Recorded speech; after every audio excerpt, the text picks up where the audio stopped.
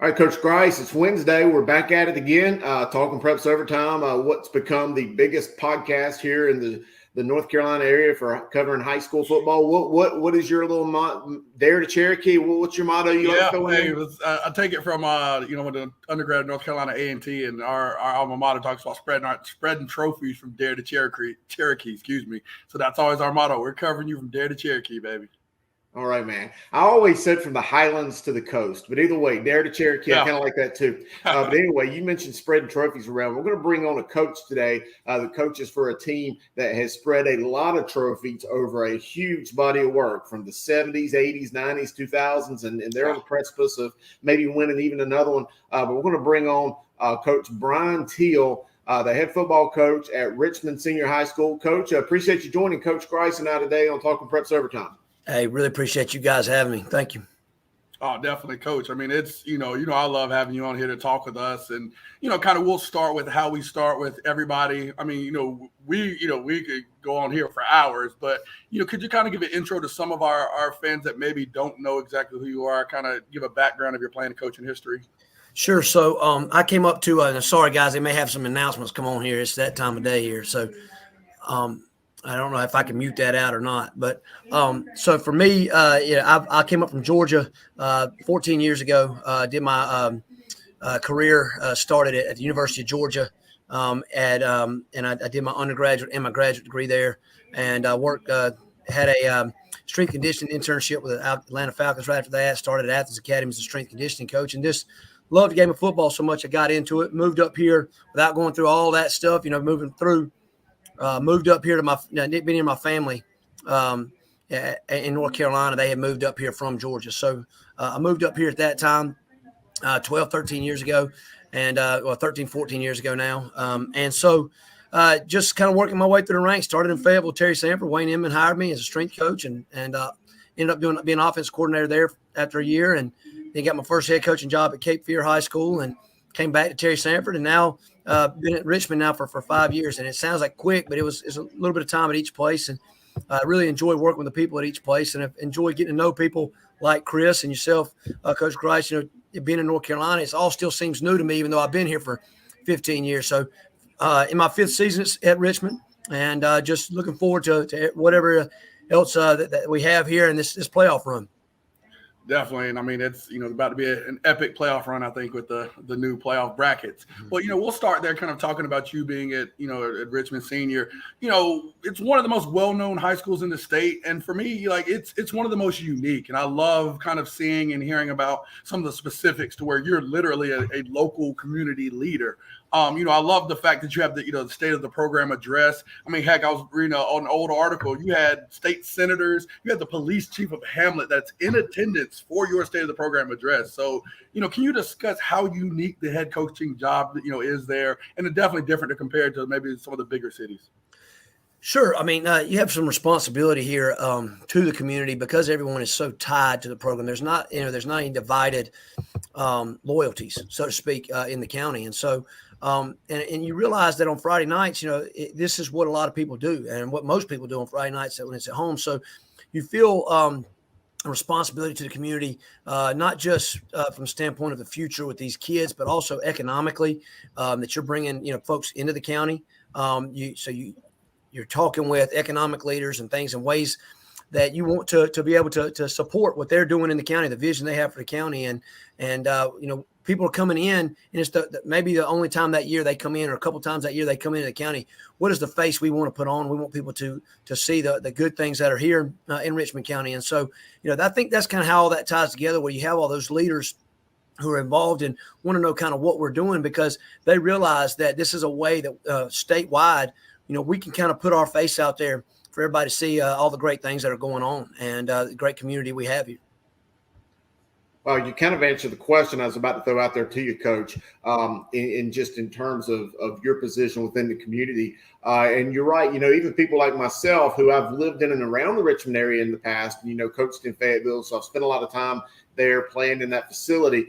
But, even for me coming in for playoff games or for big-time games, I always try to go eat at some of the local establishments just because I always try to support the local community, any place I go to. But I was going to ask you, you in the position you're in, and, I can think back to some of the really influential coaches that have been at that school, and there's been a great deal of them. We can't list them all, but, I think back to, whether it's Paul Hoggard or Darryl Barnes or any of them. I mean, it's almost like you're in a position there where I don't want to say you're the most powerful man in the county, but maybe one of the more influential, almost like the mayor or a county commissioner. I mean, I got to imagine you being the head coach at the biggest school in the county, the only school in the county, and having the success that you guys have, that has a lot of responsibility that you kind of have to carry with you every day.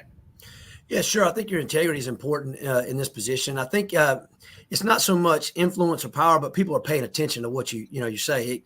I think they'll consider what you say because you do have a platform, so to speak. You have a lot of young men who are going to take what you say back to their families, to their homes. You have men who've been involved in this program in the past. Timus Terry right now is actually in Tennessee, but he's been reaching back out here, trying to get some programs going on some positive things for our kids, and he's all the way in Tennessee. So I say that to say people do care about what you're doing with that, and that carries some influence, but I think it carries more so some responsibility that you're the same person all the time. When you go out and eat, are you the same guy who's preaching to the kids at the end of practice about doing things the right way, doing things controlling your language, your temperament, your things like that. I think for me, it's less about influence and more about responsibility on my part in everyday life and what I do, and to make sure that a sermon yesterday at church was on integrity. That's what you do. You carry yourself with that. Coach, I definitely, it's kind of interesting, of course, that you talk about the unique nature of the program and, like you said, how you'll see plenty of people, just living your everyday life and want to come up to you. What's that story? Like that time maybe you're in Home Depot, like buying something for the house and somebody came up and wanted to talk ball or had a crazy question. Talk about that for us. Hey, man, go in the food line right now. That's just that's you're right. That's every day. I mean, anytime but what's great is, it's just, hey, Coach, man, congratulations. It's more of that kind of stuff. Congratulations. What's going on? I hadn't had anybody slip me any plays or anything like that. There's probably not any scratch paper in the store that they want to grab, so maybe they write on the back of a receipt. But, it's nothing like that. It's always been extremely positive here. And you hear a lot of, people who worry, say, hey, well, what about the pressure there? And, yeah, I mean, there's pressure to win. But, I think people are more appreciative of what we're doing than anything. So, like I said, if I go down, US 1 here to the food line or go to the grill or something after that, everybody's just, they're going to wave, hey, Coach, how you doing? Hope everything's all right. I have had, my meal bought here and there once or twice, and that's been something that kind of surprised me. You go to pay and somebody's paid for that. So that's probably what people think about. Oh, that stuff that doesn't happen very often. So when it has a couple of times, that's been kind of neat for that to happen, and happened with me and a couple of coaches eating together, once before. So that's been probably, if you're talking about any story that's just kind of neat, it stands out as, you go to pay your waitress and somebody has taken care of it and you don't know who it is, and they care about what we're doing. So that's, but other than that, it's mostly just, small talk. Hope things are going well. Hey, let us know if you need anything. Appreciate what you're doing. And that's, it's just, it's a great feeling to know that they care about you.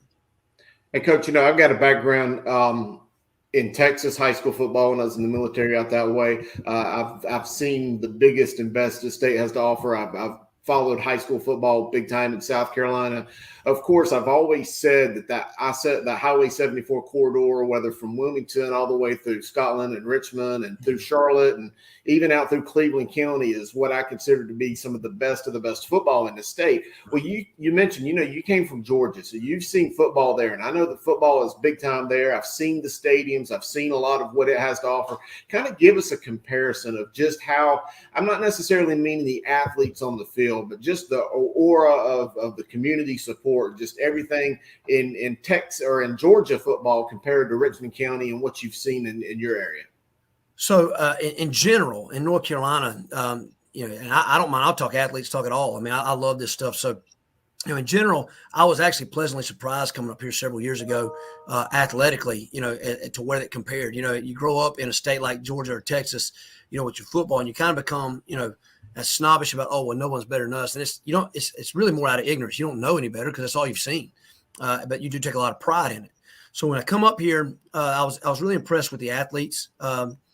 per capita that I was seeing. I wasn't expecting it to be as good as it is. And you can see that in the number of guys in the last 10 years who've been in the NFL from this state. And, my dogs right now got a big dog, number 99, playing nose tackle from Mallard Creek, so, I love to see that kind of stuff. And you can see it. So I think that wasn't as much. I mean, that kind of was shocking to me. The thing that you see that is very where the space is great. I'm trying to think of the right words, right verbiage, but the space is really great is in facilities and in support statewide. The state of North Carolina, from a standpoint of communities, do not support, and I'm not talking about just football, the athletic and school facilities in the same way that Georgia does. Georgia has had some programs with the Hope Grant that has allowed money to go back into school facilities. It's also allowed, they have the SPLOST, which is a special local option sales tax, where those communities can vote to increase their sales tax by 0.25% for X number of years in order to build new facilities. And that has really, those communities, it goes through almost every time that I've known of when it's going to increase things for those kids in extracurriculars, because that community believes in it. So I think that's something that you would see statewide that's different, from what you see here in North Carolina. Now in Richmond, we have better facilities than most places in North Carolina, and that's not hard to see when you go. But even with that, some of that is starting to age a little bit, and it's the upkeep of facilities has to be something that is a priority in order to keep the facilities great. I mean, our stadium is fantastic. And it's one of those cool venues with you got press box on both sides. The stands are almost even on both sides, and it's all brick. And so that's just it's a great thing, but there's upkeep to that. And I think, moving forward, that's going to be a big thing, even at Richmond and everywhere else. The places that do have facilities, the Worley's got a great spot up there. What are we doing to maintain those? And from an aspect of, as a state, and of course I can speak to Richmond County, but, if you want to be a champion, you want kids to have a champion's mentality. How are you modeling that for them? As adults, we don't get to go out there and show them, hey, here's how we knock somebody's head off. Here's how we go out and train. I mean, I get in there and lift with the guys, but I ain't nearly as impressive as some of my guys. Thank God, if they're playing with my strength levels, it'd be a problem. So, but we show them as adults by our commitment, really in funds and dollars. Okay, we're committed to this. We can show you. And if it's not dollars, it's our time and sweat equity. And so those things they have to see out of us in order to say, all right, we want you to be a champion. Well, here's how we're going to commit to you. I agree, Coach. I mean, that's amazing. I don't know, Coach. I think you got a little bit of strength. I mean, I think you might be able to handle some of those guys when you catch them slipping. Well, yeah, I was good once. The problem is that over and over again, I can't even do the worm as good as I used to after games when we get excited, down here. So. No, I love it, Coach. And I kind of want to touch on that for a second. Anyone that knows you, knows and can see the passion. I mean, I always tell the story of all my friends, and I left the game that you guys were victorious over Butler Memorial Stadium. I was like, man, I got a good little shoulder in my chest from Coach Till there. I was like, I love the energy. But can you talk about where that comes from and just that source of that passion and just how you've been able to channel it to be so successful? Sure. I think the source of everything for me comes from Jesus Christ. I'm just going to be, and I don't mind it, just letting that out there, because I have a joy day in and day out to be alive. I'm so thankful to Him for my salvation and what's going on, and to see young men have joy in their lives. And so my joy and the fact that Christ has given me joy gives me a chance to then enjoy seeing those guys be joyful and enjoy what they're doing, enjoy the process of development in their lives. I think that's the most fun as a high school coach to me is the development aspect of kids and seeing them. Guys always talk about guys reaching back out to you, and that's great, but it's not about the reaching back out and hey, pat me on the back. Oh yeah, I feel good that I did something for him. It's more that, man, that kid wouldn't have done that when he's 18. He's got the maturity, to come back and reach back and say, hey man, I appreciate you. And it's not the pat on the back about the appreciation. It's the fact that you saw him grow enough to be a man enough to say that to somebody. Because there's even grown men who have problems saying that with their feelings. And hey, man, I appreciate you. I tell my daddy I love him every time he gets off the phone. I say sir to my kids here because my dad has said sir to me and my brother every time, talking to us. I call him Bud, hey, Bud, because that's what my dad says. Hey, Bud, what's going on? So those men in my life, like I said, my faith, and then those men in my life who've modeled that faith for me and how to handle that and how to it just brings me a joy that allows me to really love my guys, love the guys I'm coaching with. And I feel like that's really hopefully what you see, and especially when you see those kids, like you talking about the Butler game, man, the fight they had to have to come back. And I walked over and told Kellen before he went out there in the last drive, you better do something special. I didn't say it trying to be a coach, be a psychologist. Like, I just believed in him, right? I've said that several times over the years and been wrong too. I mean, but when it's right, when you say it and you're right, you believe in that kid and it's right, man, it's a fulfilling experience. And so I think that's what you see, especially since I'm not technically calling, I'm just interjecting on both sides of the ball now, I really get fired up when it all works out, So it's a lot of fun here. Actually, I'll go with a follow up there, especially you talk about your injecting now and kind of getting on both sides. What's been that one time that you've kind of interjected and tried to ask or push one thing and it was completely dang wrong? You're like, dang, Till, why did you do that? Like, even just the other night, I was like, hey, we'd run the screen a couple times and we had the twos in, and I was like, hey, let's run the screen again right here. And God almighty, it got blown up, and so it's kind of like it just goes quiet on the mic for a little bit, it's just more. It's not Till, what are you doing? It's kind of like, all right, what we got next? Like, all right, let's get that one up, So some of that, most of the time we got good enough guys. They don't really need what I got to say, but I do think that's been now talking about that. It's a very different thing. I've called offense. I called offense for 8 years. I called defense for first several years I was here and coached DBs before I called offense. So I've always been extremely involved in every play. Somehow, or I shouldn't say in every play, but in every play on one side of the ball or the other. So that has been something I have really tried to talk to guys. I've tried to grow. We're talking about the growth of kids. I've tried to grow as a professional in, all right, how do I do this? How do I help my team? We're all still team players. Head coach still a team player. So how do I help my team get better here without hampering my coaches? How do I push them without them feeling like somebody's looking over their shoulder?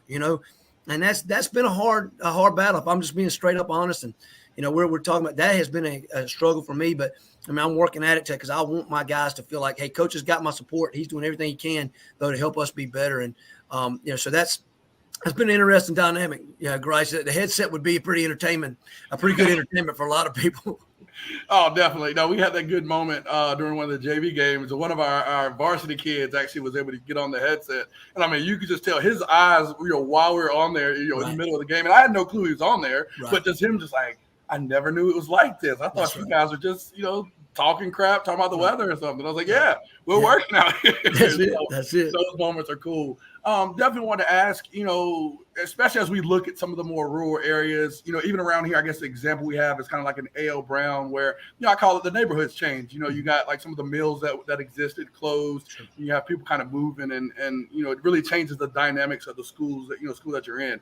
Have you noticed that at Richmond Senior? And I think, do you feel a little bit more pressure now that the neighborhoods kind of change and it gets a little tougher to get some of those, great Richmond teams of old that you've had? Sure. I think what you see there, and you see it, especially coming out of COVID, is what you're seeing is the participation numbers. I don't think for us, it's not Milltown stuff because we're still somewhere around 150 kids in the program before, pre-COVID. And so there's some of that.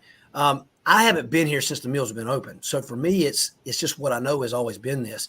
But I hear a lot of people talk here, and that still kind of hangs on some individuals, particularly more of our supporters. Our kids are young enough now, they don't really remember. So there's nothing from that standpoint. And we've actually had some businesses open up, some large businesses open up on 74, and I think we'll probably continue to have some of that because 74 is such an easy way to get to 95 or back over to Charlotte. And our people here are blue-collar folks, and so they don't mind working and having those types of jobs, where they can produce things and get them out on 74. So we've had some of that come back in some other different ways. So just to be direct about your question, I don't see. I have an understanding of it mentally, but from a standpoint of our interactions with our fans and our kids, there's really not a realization of what that is or what that was and where we are now. No, I completely understand that, and that makes sense.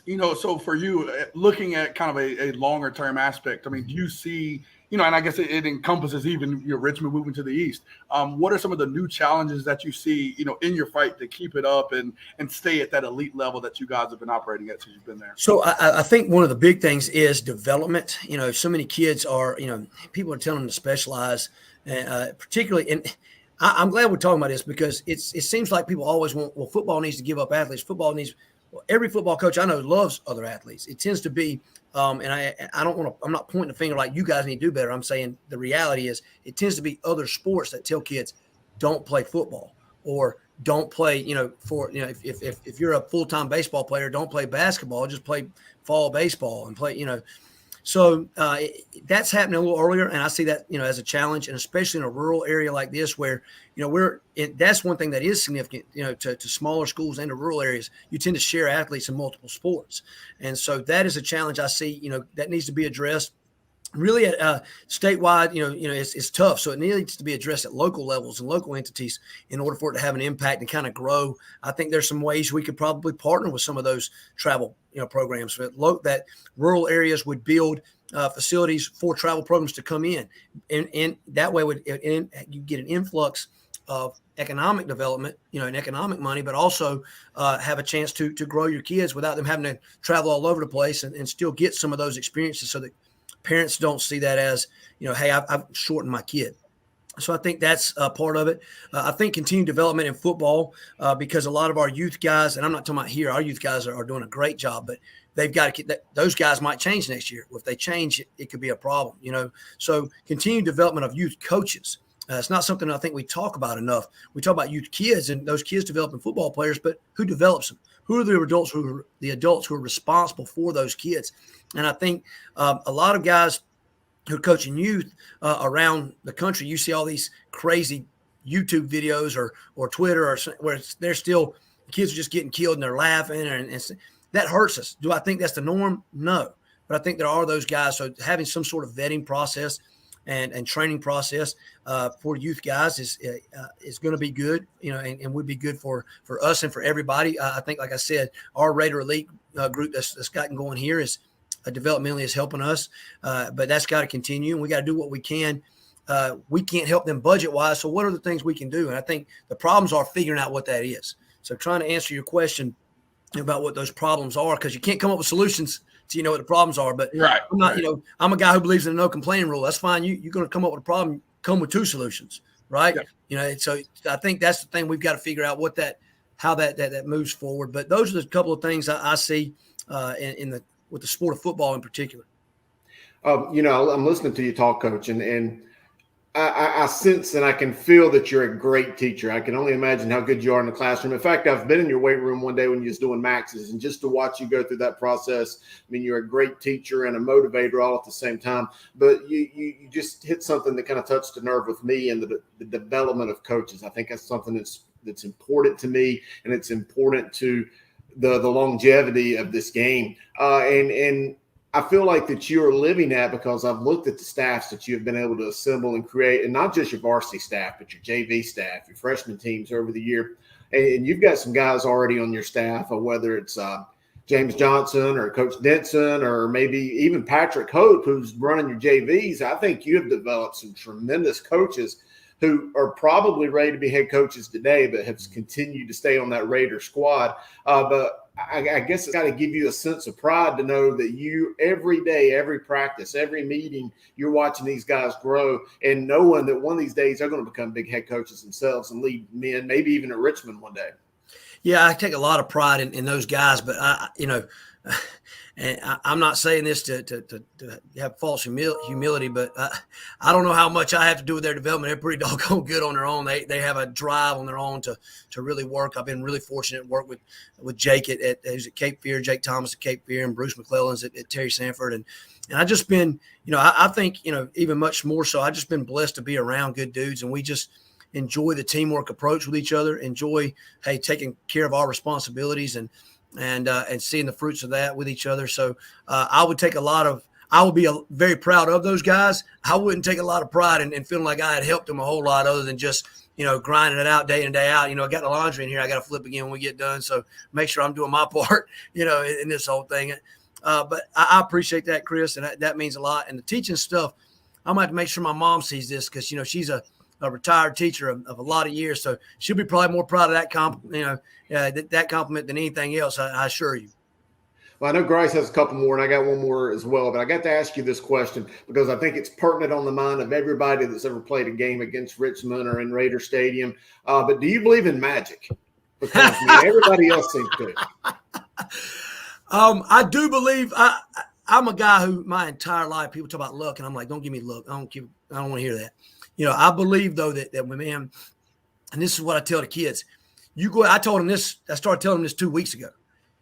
If I'm trying to get fired up. I'm just trying to stay. Oh yeah, come on, get going. But if, you go ahead right now and start thinking in the playoffs about what play you're going to make. Right, you go ahead and start. I don't care how crazy it is. Ball bounces here. You're going to do this. You're going to do that. Go ahead. You make that decision. Go ahead and start making that decision. You're going to play when it's cold. Go ahead and make that decision that you're going to do and make it over and over and over and over again before it ever happens. And I believe that magic happens because we have seen ourselves 100 times or 1,000 times. And I'm an exercise science guy too, so I know the power of visualization. Visualize yourself winning, visualize yourself doing something special. And then when it happens, you're not going to surprise yourself. You might surprise everybody else. I mean, you're not going to surprise yourself because to you, that magic has happened in your mind over and over and over again. So we definitely believe here and amongst our coaching staff and amongst our kids that if we believe it, right, we can achieve it. Now, it doesn't mean it's going to happen, but it means we're going to believe in it 100% and give everything we got to make it happen. So that's where Raider Magic comes from. It comes from a community that believes that too. It stands up and says, all right, we believe whoever comes in here, all right, we can beat them. And our kids hear that outside of here. They hear that we believe in them. And I think that's what the magic, for any young man who gets the opportunity to play this sport or anything else magical to happen in their life is because, and I told you guys earlier, I believe in something a whole lot greater than myself. And I believe that power, that's there, is what fuels you. And so when you have that kind of belief, you're not surprised by anything that happens on this side of heaven. And do you have any magical powers in that light show? Because that's got to be the coolest thing. Does that hype teams up? What do you feel about the lights? Hey, I'm going to tell you what I'm excited about. Coach Denson's got a new song he's kind of put with the lights to come out with on Friday. We changed that up a little bit, so I'm excited about that.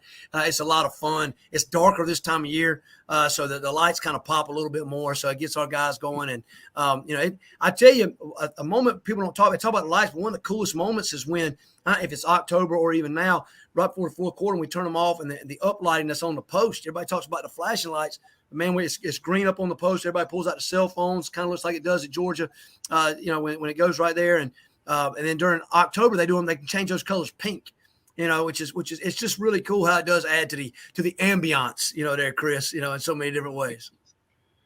Oh my goodness, that's awesome. Like I said, that light show is definitely something unique to this state, and something you don't see for many miles. Right. But Coach, like I said, I love listening to you talk. I mean, you give us so many gems, not to use that term loosely, but one last question from me. For younger coaches that are entering this profession, what advice would you give them? I mean, they hop on an elevator, they see you at a coach's clinic. Hey, Coach Till, coming in. What would you tell them?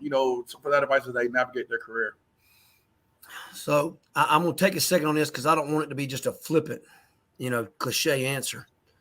But I would think, the first thing is, and this is going to sound cliche, but kind of know who you are. I told you a while ago, my basis of my faith. I mean, I think you got to know who you are. But I would also say, treat this profession with respect. You can be different in a lot of ways, right? But I think, and I don't mind calling NCAA out a little bit right here, the transfer portal and the 6-year senior stuff and the stuff like that is hurting high school recruiting right now, right?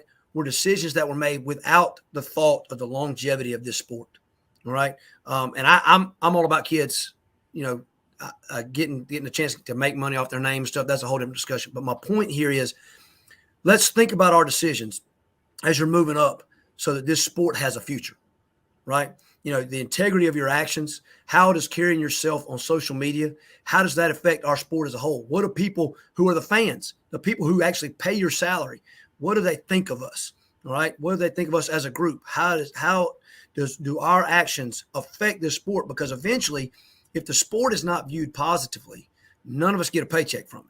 Right. It doesn't matter. We can do it because we love it and none of us make money off this sport. but the sport goes away because it's an expensive sport to play. The stadiums, the equipment, everything else. So to young coaches, I would say, think about your platform as a football coach, as an assistant too, and how you affect the sport of football moving forward so that, you get to be the guy answering this question one day. All right, well, how would you tell the young guys? Because if we don't have respect for this game and the future and make decisions based on the future of it and creating a culture and a climate of greatness amongst ourselves, then none of us are going to have an opportunity to keep doing it.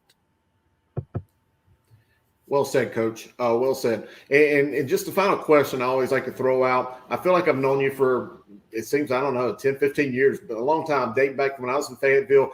I met you. I don't know if you remember meeting you and your wife at Terry Sanford that one Sunday afternoon. Mm-hmm. You came and met me when I was out making my rounds. I've got to see you from a lot of different angles. I've seen you from coaching at Terry Sanford to Cape Fear to Richmond. So, I've enjoyed watching you ascend through the coaching ranks. I'm proud of what you've accomplished. But I want to ask you this. We can't all do what we're doing forever. One of these days, Coach Till's going to hang it up and do something else. But, despite all the wins and the potential of championships that you may win, what do you want your players, your community members, just people to think of you when they think of Coach Till, the person, instead of just necessarily Coach Till, the feisty, fired up guy on the sidelines during Friday nights? Well, and I'm going to get emotional with this, guys. My grandma just passed. We had her funeral last Monday in Tallahassee. We've had in my family since June, both my grandmas passed. My wife has lost her grandma and grandfather and an aunt. And the reason that makes me emotional, you ask that question, is I've had the reality of seeing those, that being said in front of your casket a lot here in the last several months. And I've thought about that a lot, Chris. And honestly, all the cliches everybody talks about with relationships and all that, absolutely. But man, I want people to just feel like, he tried his best to be a good dude. He's a good person. He loved his wife. He loved his daughter. He loved his family. My family comes, and Chris, because you've seen it. Grice, I don't know, has had a chance because at the Butler game is a little different. But my dad does the stats, sends them to us as soon as the game's over. My mom was doing water last year. My uncle does the Twitter feed for them. You guys see our Twitter feed on the sideline. That's my uncle. So I want people to know that I cared about those people I love, and that includes my kids, my players, the guys I coach with. That I love them, and that I'm not ashamed to say, man, I love you and mean it, and not just it be a cliche. And that's real. And when it is over, that coach, the guys can say, man, that getting teary and all that. And, I saw my dad cry in church first time. I'm like, what's wrong with him? But he was praying over me, and that I pray over these guys every day, and that's what I want them to go, is that what I do, anything I do, every decision I make, whether it's when I hang it up or whatever, it'll be because I think it's, what's best at the time, because everything I do is just trying to do what's best and trying to be the best dude. I'm a human being, so you watch me all day, you're going to find several mistakes during the day, but I'm going to try to be the best dude I can be. Outstanding, Coach. Well, we've enjoyed your time today. This is going to be a very good podcast, and we're so happy that the fans out there are going to get a chance to get to know you a little bit better. I always enjoy these conversations. Bryce, so what do you think? I think it's another good one. Oh, man, it's another great one. And, and these guys will tell you, one of the first names I yelled out, I was like, man, we got to get Coach Till here. Your passion, the words that you speak and impart over everyone. I think that's always something that I love to hear, something that our listeners are going to, get a chance to experience. Like I tell Guru, I'm the lucky one. I get to be around Guru. I get to listen to coaches like you. I'm just happy that other people get to experience everything I get to. So, Coach, thank you for having us on. We appreciate you. Yeah, guys, thank y'all so much. And the opportunity to talk about this sport and what we all love to do, man, it's awesome. So y'all keep doing what you're doing. It's very, very greatly appreciated. Well, guys, for Coach Grice, Coach Till, this is another episode of Talking Preps Overtime in the books.